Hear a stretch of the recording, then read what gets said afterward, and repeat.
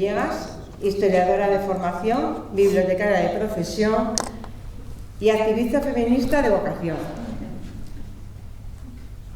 He tenido que cortar el currículum porque si no se me hacía más largo que su ponencia. Fundadora de la Plataforma Navarra de Mujeres para la Abolición de la Prostitución, fundadora y secretaria de la Asociación Dunia Muso Integrada en Confín, que trabaja por los derechos sexuales y reproductivos, la erradicación de la mutilación genital femenina y educación intercultural en Navarra, Euskadi y Guinea-Bissau. De 2008 a 2019, voluntaria y socia de Médicos del Mundo, siendo vocal de Género y Derechos Humanos de 2010 a 2014 y presidenta de Médicos del Mundo Navarra de 2014 a 2019. Secretaria de la Fundación Kili, fundación dedicada a sensibilizar sobre China y el mundo asiático en Navarra. Amplia trayectoria como cooperante internacional en Argentina, Colombia y Honduras, en temas relacionados con la educación y con el acompañamiento de defensoras y defensores de derechos humanos. Recientemente ha cursado el máster universitario en Género, Mujeres e Igualdad de la Universidad Pública de Navarra. Desde 2021 es presidenta de Confín. Con ella abordaremos el tema Violencia contra las mujeres, una estrategia patriarcal de dominación.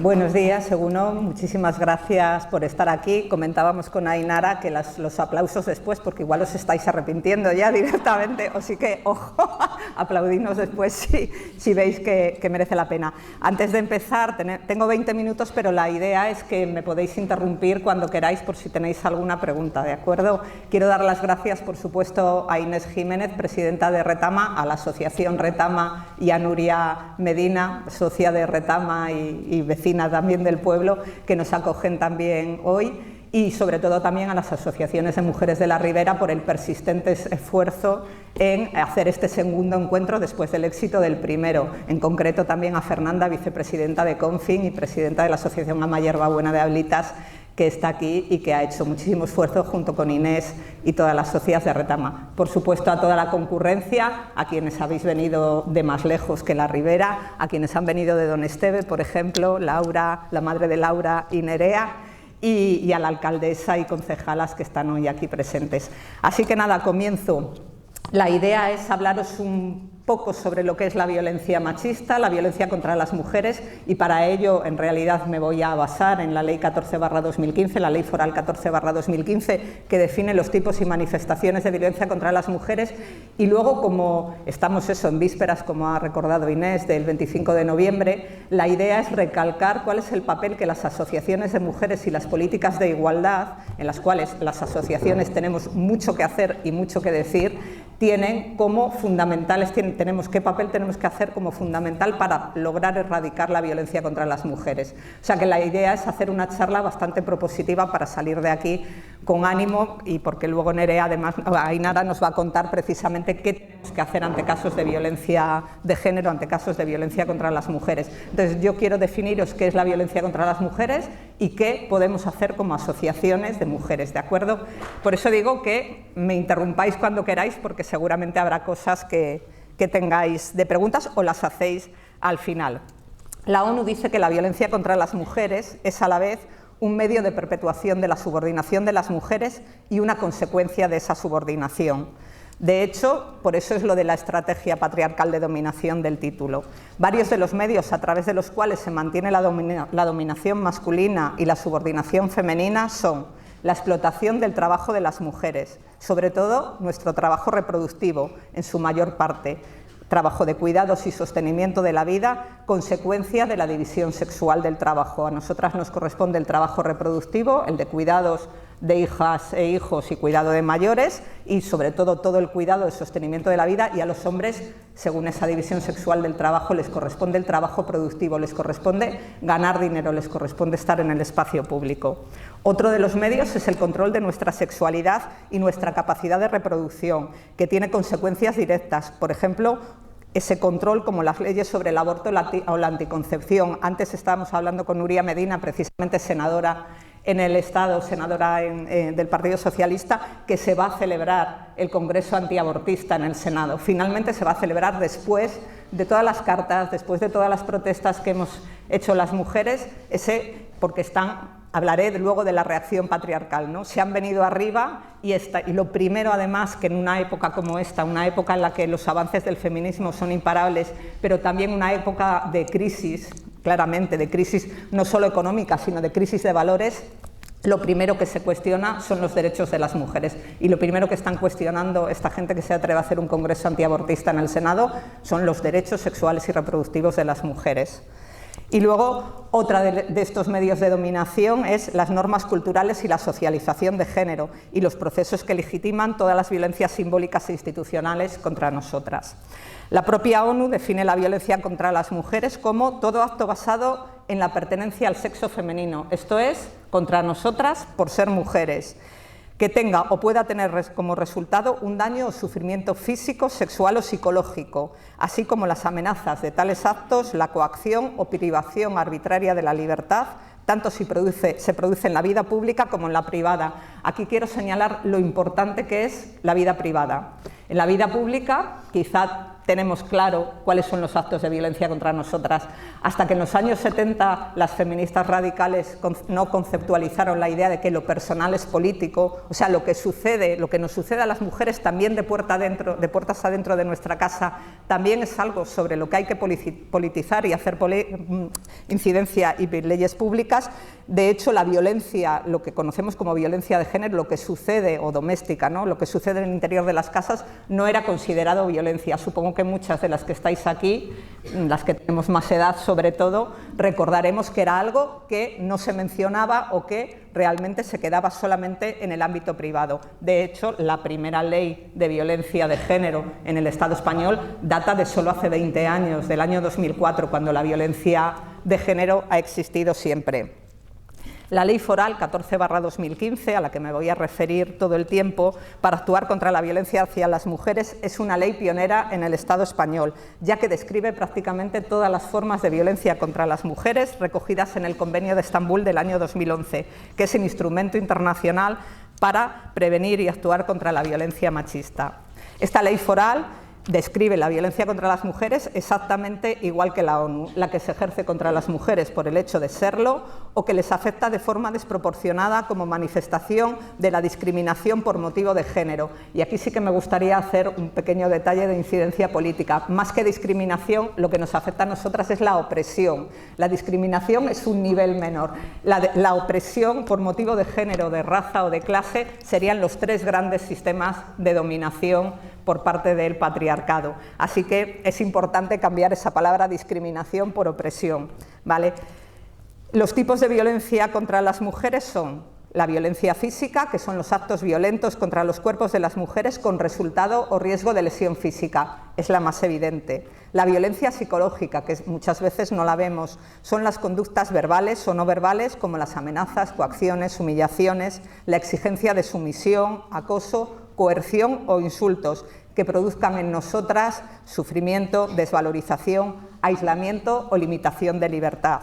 La violencia económica, justo estábamos hablando aquí sobre el tema de la violencia económica, que tampoco se ve mucho, es la privación intencionada, sin justificación legal, de recursos para el bienestar de las mujeres y sus hijas e hijos, o la discriminación en la disposición de los recursos compartidos por la pareja, una forma de violencia económica sobre la que Confin está ahora mismo haciendo incidencia política, es el impago deliberado de pensiones por parte de los padres hacia hijos e hijas de la pareja de la que se han separado. No está reconocida todavía ese impago deliberado como una forma de violencia económica. De hecho, hay una sentencia en un juzgado de Cataluña que es bastante reciente. Una compañera del máster que he cursado y que ha mencionado Inés ha hecho un trabajo. Os invito a escucharla por streaming, lo podemos compartir con Retama. El día 18 va a hacer una videopíldora sobre el tema de la violencia, del impago como forma de violencia económica, ¿de acuerdo? Y es muy, muy interesante. Y la violencia sexual, que son los actos de naturaleza sexual no consentidos, pone la ley, en los que medie violencia, intimidación, prevalencia o manipulación emocional, incluidos la exhibición, la observación y la imposición de relaciones sexuales. En este apartado entre comillas, no consentidos, porque el consentimiento es un espejismo de la igualdad. En realidad, ahora que tenemos la palabra consentimiento tan de moda, tenemos que reflexionar sobre lo que significa el consentimiento. Muchas veces se toma por consentimiento lo que no es otra cosa más que la resignación, la cesión o la indefensión aprendida, en la cual somos socializadas las mujeres. Como dice la socióloga Rosa Cobovedia, el consentimiento tiene demasiadas sombras patriarcales y las mujeres tenemos que reflexionar sobre ellas. Manifestaciones de violencia contra las mujeres. La violencia que se da en el ámbito de la pareja o la expareja, que es lo que conocemos como violencia de género, que es el objeto de la Ley Orgánica 1/2004 de violencia de género, que es cualquier tipo de violencia de las mencionadas anteriormente que es cometida contra la mujer por el hombre que es o ha sido su cónyuge, con el que mantiene o ha mantenido relaciones de afectividad con o sin convivencia, incluida su repercusión en niñas y niños, y esta última se llama violencia vicaria, que también es una forma de violencia de género.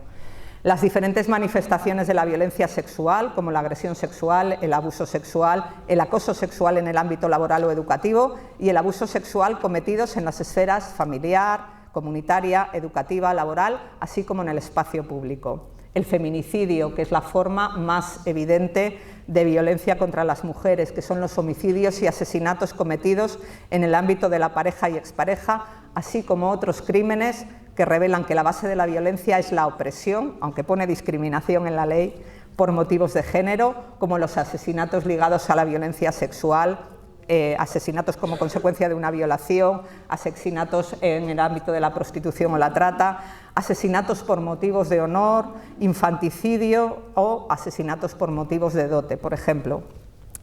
El infanticidio, todas conocemos el caso del asesinato selectivo de niñas, por ejemplo, en países como China o la India.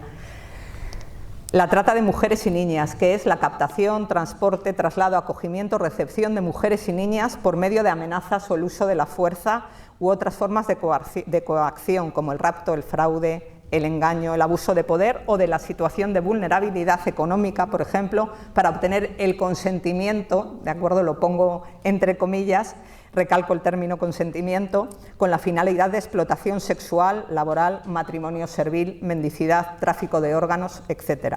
La prostitución y o la explotación sexual, que es la práctica de mantener relaciones sexuales con otras personas a cambio de dinero, la obtención de beneficios financieros o de otra índole con la explotación del ejercicio de la prostitución ajena, incluidos los actos pornográficos o la producción de material pornográfico, aún con el consentimiento de la víctima. Y aquí quiero agradecer especialmente a Nuria Medina, porque fue ella la que impulsó en el Parlamento de Navarra precisamente incluir este punto sobre la prostitución y la explotación sexual de las mujeres y niñas con el tema del consentimiento, poniendo que aún con un consentimiento, porque se trata de un consentimiento viciado o consentimiento forzado. Y somos la única comunidad que incluye este punto en sus leyes de violencia contra las mujeres. Así que, gracias a Nuria, esto es un ejemplo claro de incidencia política que trabajamos codo con codo por conseguirlo. Sí, así que gracias. El matrimonio a edad temprana, lo que llamamos matrimonio concertado o forzado, que es el matrimonio en el que no existe un consentimiento, de nuevo la palabra consentimiento, libre y pleno, bien porque es fruto de un acuerdo entre terceras personas, normalmente las familias, o bien porque se celebra bajo condiciones de intimidación o violencia, o porque se celebra sin que la contrayente, que es una niña, haya alcanzado la edad prevista por la ley para otorgar el consentimiento. Estuve mirando, a raíz de preparar esto, precisamente cuáles son las edades de consentimiento así en el mundo. ¿Sabéis cuál es la edad de consentimiento en el Estado español?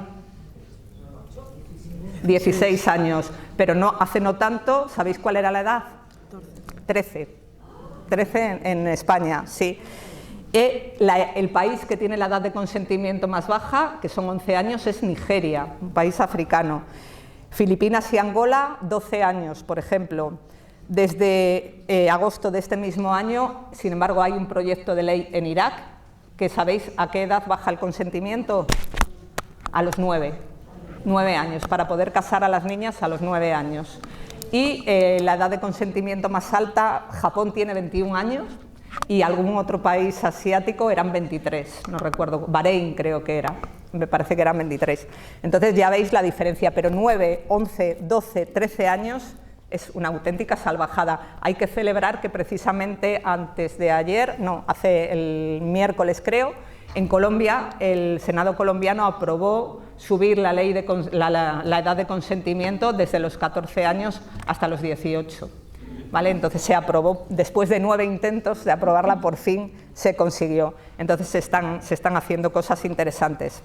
La mutilación genital femenina, ámbito en el cual trabaja mi organización, que es Dunia Muso, que es cualquier procedimiento que implique o pueda implicar una eliminación total o parcial de los genitales femeninos o produzca lesiones en los mismos, aun con el consentimiento de las mujeres o las niñas, muchas veces demasiado pequeñas para poder consentir o víctimas del consentimiento forzado. Y cualquier otra forma de violencia que lesione o sea susceptible de lesionar la dignidad, la integridad o la libertad de las mujeres, que se halle prevista en todos los tratados internacionales, en el Código Penal o en la normativa estatal y foral. Por ejemplo, debemos incluir aquí la violencia simbólica y la violencia institucional. Ahora, esto es más interesante, vamos a pensar qué podemos hacer las asociaciones de mujeres precisamente para trabajar en el ámbito de la violencia contra las mujeres. Las asociaciones de mujeres y o feministas jugamos un papel fundamental en la erradicación de la violencia machista, tanto a nivel social como institucional. Nuestro trabajo es clave para visibilizar el problema, movilizar a la sociedad y exigir los cambios en las leyes y en las políticas públicas de igualdad y contra la violencia. El primer paso es la visibilización y la sensibilización. Las asociaciones de mujeres y o feministas, como las que formamos parte de Confin, somos esenciales para poner de manifiesto la magnitud de la violencia machista. A través de campañas, actividades y eventos logramos que la sociedad reconozca la violencia contra las mujeres como un problema estructural. Es importante, no es algo coyuntural, no es algo que suceda aquí y no suceda 3 kilómetros más allá. Es algo estructural y común a todas las sociedades. No se trata de casos aislados, sino de una manifestación más extrema de desigualdad y consecuencia del sistema patriarcal. Gracias a nuestro trabajo, la violencia machista ha pasado de ser un tema tabú o privado a un asunto de interés público y político. Esto que estamos haciendo hoy aquí, por ejemplo, es visibilización y sensibilización en temas de violencia machista. Otra de las cosas que podemos hacer, que podemos y debemos hacer, es la defensa de los derechos de las víctimas. Nuestras asociaciones proporcionamos apoyo a las víctimas de violencia machista a través de diversos servicios, como algunas con asesoría legal, acompañamiento físico-psicológico, refugios o líneas de ayuda. También jugamos un papel crucial en la defensa de los derechos humanos de las mujeres, luchando por un trato digno y porque las víctimas tengan acceso a la justicia y a la reparación. Hacemos incidencia política. Las asociaciones feministas y de mujeres hemos sido actores clave en la elaboración de leyes y políticas públicas, antes he citado un caso concreto, orientadas a la protección de las mujeres y a la erradicación de la violencia de género. Muchas de las leyes que hoy existen, como las leyes de protección contra la violencia o las leyes de igualdad, son el resultado de la presión y la incidencia política y nuestro trabajo constante como asociación. La educación y la prevención de la violencia machista es una prioridad para nosotras. A través de programas educativos en escuelas, universidades, comunidades, enseñamos sobre lo que es la igualdad, el respeto, el consentimiento, como esto que estamos haciendo hoy aquí, y la no violencia. La educación es la herramienta más poderosa para cambiar las mentalidades y prevenir futuras situaciones de violencia. Eso lo sabemos todas, creo, y cuesta.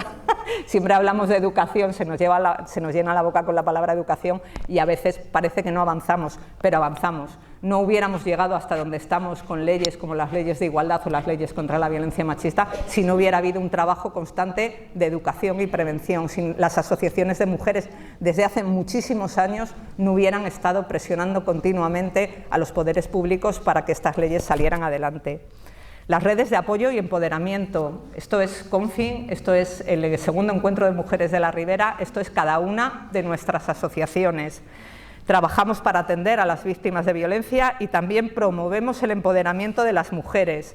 Fomentamos la autonomía económica, la autonomía social y la autonomía emocional. Y esto permite a muchas mujeres salir de situaciones de abuso y vivir libres de violencia. Además, a través de espacios de encuentro y solidaridad, como este de hoy, creamos redes de apoyo mutuo donde las mujeres podemos compartir experiencias, luego vamos a escuchar a Nerea, por ejemplo, y encontramos fuerza en nuestra comunidad. Por supuesto, denunciamos las estructuras patriarcales, nos encargamos de cuestionar y visibilizar las estructuras patriarcales que perpetúan la violencia machista. Incluye denunciar actitudes y prácticas sexistas tanto en la cultura popular, los medios de comunicación y en las instituciones. La erradicación de la violencia pasa no solo por atender a las víctimas, sino también por transformar las raíces culturales y sociales del patriarcado. Creamos alianzas y nos movilizamos. No nos limitamos a trabajar solo entre nosotras, a menudo colaboramos con otras organizaciones sociales, políticas, sindicales, comunitarias, para crear redes amplias de apoyo. Las movilizaciones y protestas como el 8 de marzo o el 25 de noviembre, por ejemplo, recordad el 8 de marzo de 2018, la cantidad de mujeres que salimos a la calle, ¿no? Son momentos clave en los que la sociedad se moviliza y se visibiliza el rechazo a la violencia machista. Y, por supuesto, y por último, igual de importante que lo demás, pero nosotras estamos ahí para apoyar siempre a las víctimas y supervivientes. Trabajamos en la reintegración de las mujeres supervivientes de violencia, implica ofrecerles herramientas para superar el trauma, recuperar la autoestima y, en muchos casos, la reinserción en el ámbito laboral, educativo o social. Las asociaciones de mujeres y o feministas somos esenciales en la erradicación de la violencia machista porque no solo brindamos apoyo directo a las víctimas y supervivientes, sino que también trabajamos en la transformación de las estructuras sociales, políticas y económicas que perpetúan la violencia contra las mujeres. Nuestro trabajo es clave para crear una sociedad más igualitaria, libre de violencia y de opresión contra las mujeres. Y yo me quedaría aquí, compañeras, porque no sé cuánto tiempo llevo, pero sí que me gustaría que hicierais preguntas. Así que muchas gracias, Milla Esker, y recordad que pertenecemos a asociaciones de mujeres y feministas, que estamos en Confi y que nuestro trabajo diario es hacer pública, o sea, educación, prevención, sensibilización y también acompañar a las víctimas y a las supervivientes de violencia. Así que bienvenidas todas de nuevo, seguimos trabajando. Me gusta acabar, bueno, la frase esta que está muy cerca del 25 de noviembre, abajo el patriarcado que va a caer, arriba el feminismo que va a vencer y unidas somos más fuertes, sin duda. Muchas gracias, Milla Esker.